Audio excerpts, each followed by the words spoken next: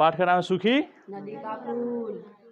सूखी नदी का पुल। एक गांव के रेलवे स्टेशन पर गाड़ी ज्यों ही रुकी, लीलावती की वाह भरे मन में प्लेटफॉर्म की तरफ देखने लगी। मतलब जो गांव की शायद कहानी है, ठीक है ना। रेलवे स्टेशन है और वहाँ पर शायद कोई लीलावती है, उतर रही है, ठीक है ना। तो कहीं की तरफ देखने लगी। पूरी उम्मीद थी कि नैहर से कोई ना कोई आया ही होगा। मतलब जो लीलावती है ना, कहाँ आ रही है, अपने नैहर, ठीक है ना। तो जैसे ही स्टेशन पर उतरी तो उसको लग रहा है कि उसके नैहर से कोई आया होगा। नैहर समझिए ना, मतलब उनके माता पिता का घर हुआ, ठीक है ना। तो उनको लगा मतलब कोई उनसे मतलब आया होगा लेने के लिए। वे सब आए थे जिनकी वो उम्मीद किए हुए थी। मतलब उनको जो उम्मीद था कि मतलब जो आना चाहिए वहाँ से नैहर से लेने के लिए प्लेटफॉर्म से, वो सब आए हुए थे, ठीक है ना। मतलब आए हुए थे सब लोग। भैया थे, दोनों भतीजे थे, रमेश और सुरेश, और एक और अपरिचित था। मतलब जितने भाई भतीजा है सभी आए हुए थे। अपनी अगवानी में इन सब को आया देख लीलावती को ऐसा लगा जैसे सूखी प्यासी धरती पर बादल बरस गए हो। मतलब उसको मतलब सब देख करके बहुत खुशी हुआ कि सभी लेने आए हैं, है कि नहीं। स्टेशन के बाहर जीप लगी हुई थी। जीप लीलावती को प्रसन्न होना चाहिए था जीप देखकर, लेकिन मन को न जाने क्यों ठेस लगी। मतलब जब ये पहले का समय है ना, जैसे कि अभी तो मान लो कि बोलेरो स्कॉर्पियो है, ठीक है ना। पहले जीप ज़्यादा चला करता था, ठीक है ना। जीप जानी थी, जीप वो पहले चला करता था ज़्यादा। तो वो जीप देख करके उसको थोड़ा मतलब है ना, मतलब अजीब तरह से जीप देखने के बाद लगा। अब क्यों लगा उसको हम आगे समझेंगे, ठीक है।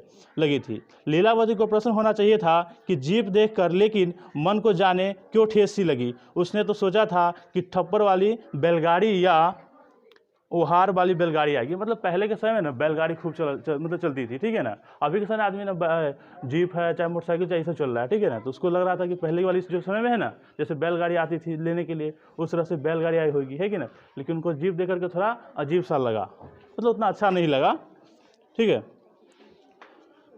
अपनी जीप है बुआ बोलता हुआ सुरेश ड्राइवर वाली सीट पर बैठ गया। जो सुरेश साथ कौन है, शायद भतीजा है ना, बुआ है, मतलब बुआ फुआ को बोलते हैं बुआ।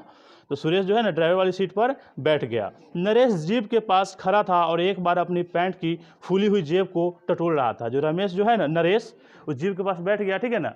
और वो अपने जो जेब है ना, जेब समझे, जेब ही फूला हुआ था और उसको टटोल रहा था, मतलब उसको पकड़ के हाथ से रखा हुआ था। हाँ, जीप की सीट पर सुविधाजनक ढंग से बैठने के लिए उसने जेब से कोई काली सी चीज़ निकाली और झट से तौलिए में लपेट लिया। मतलब जेब में साथ कुछ रखा हुआ था, ठीक है ना, कौन, नरेश। और झट से जेब में से निकाला और तौलिए से, अब काली चीज़ है, काली चीज़ क्या हम आगे समझेंगे, ठीक है ना।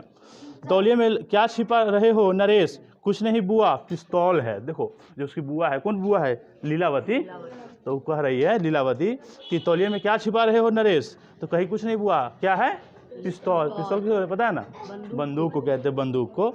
चौंक गई लीलावती, पिस्तौल है और कहते हो कुछ नहीं है। मतलब लीलावती का बैग चौंक गई। अब मान लो कोई आदमी जैसे कि घर में है कि ना, और उसका बैग दिखा दो, बंदूक पिस्तौल दिखा दो, तो आदमी ना चौंक जाएगा। दूसरा वो लीलावती चौंक गई। ठीक, भैया मुस्कुराते हुए बोले, इसमें अचरज की बात कौन सी बात है बुच्ची दाई। मतलब शायद इसको लीलावती को ना, इसके जो भाई मतलब भाई सब है तो बुच्ची दाई बोलती है, ठीक है ना, बोलते हैं। भैया के मुंह से बुच्ची दाई संबोधन कितना प्यारा, कितना सुखद लगा था लीलावती को। उसने भैया की तरफ गौर से देखा। उनके खादी कुर्ते की जेब भी फूली हुई थी। मतलब जब लीलावती को जब उसके भाई जो है बोले बुच्ची दाई, तो उनको बहुत प्रसन्न हुआ, खुशी हुआ। और उन्होंने देखा कि उनका कि भाई का जो अति जेमी है वो क्या है, फूला हुआ था, ठीक है ना। आपकी जेब में देखो फूला हुआ था, आपकी जेब में भी लाइसेंस वाली है ना। भैया हंसने लगे थे। अरे नहीं रे, लाइसेंस नहीं, अपने गांव की बनी है, कंट्रीमेंट। मतलब जो है ना पूछ रहे हैं कि लाइसेंस है ना, गन उनका जो गन रखे हुए हैं, तो गन इसका लाइसेंस है। तो कह नहीं, लाइसेंस थोड़ी ना है, ये क्या है, कंट्री, मतलब अपने गांव घर का मतलब बना हुआ है। लीलावती की वयस्क उम्र की बड़ी बड़ी मासूम आंखें आश्चर्य से कुछ ज़्यादा बड़ी हो गई। मतलब लीलावती का चौंक गई कि क्या बात है कि सभी पिस्तौल लेकर घूम रहे हैं कि ना। भैया भी पिस्तौल रखे हुए हैं, जो भतीजा है वो पिस्तौल रखे हुए हैं, क्या। हाँ, समय ही ऐसा आ गया है बुच्ची दाई, अपनी सुरक्षा के लिए यह सब कुछ रखना पड़ता है। गांव अब पहले वाला गांव नहीं रहा। मतलब जो उसके जो आती है ना भाई, वो बोल रहे हैं भाई उनका कि पहले वाला समय अब नहीं रहा, ठीक है ना। क्योंकि पहले के लोग थे कि साथ माहौल था, हर चीज़ अच्छा था, लेकिन अब अपनी सुरक्षा के लिए पिस्तौल रखना पड़ता है। हाँ, जब से आरक्षण लागू हुआ है, बैकवर्ड फॉरवर्ड की दुर्भावना बुरी तरह फैल गई है। मतलब ये जो उसमें भाई जो बोल रहे हैं कि जब से बैकवर्ड फोरवर्ड समझते हैं ना, बैकवर्ड फोरवर्ड मतलब उच्च नीच जाति का, मतलब वो जाति जो होता है वो जाता है फॉरवर्ड, सॉरी हाँ फॉरवर्ड। आप बैकवर्ड में मतलब छोटा नीचे जाति का सब बैकवर्ड, मतलब छोटी जाति का सब, तो बैकवर्ड फॉरवर्ड तो जातिवाद में हुए रहता है। वही करिए, वो कह रहे हैं कि बैकवर्ड फॉरवर्ड की दुर्भावना बुरी तरह फैल गई है।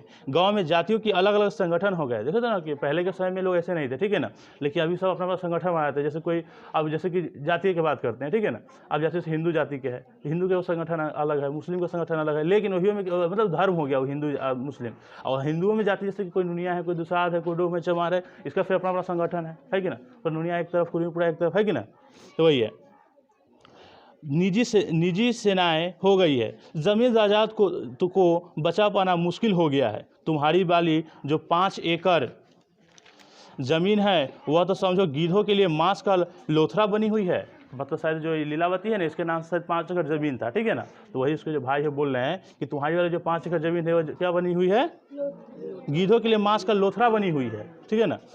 भैया बोल ही रहे थे कि बीच में नरेश ने कहा हम लोग का भी अपनी सेना है बुआ। मतलब नरेश कौन है, भतीजा, लीलावती की भतीजा है ना, लीलावती की भतीजा कौन है, नरेश है।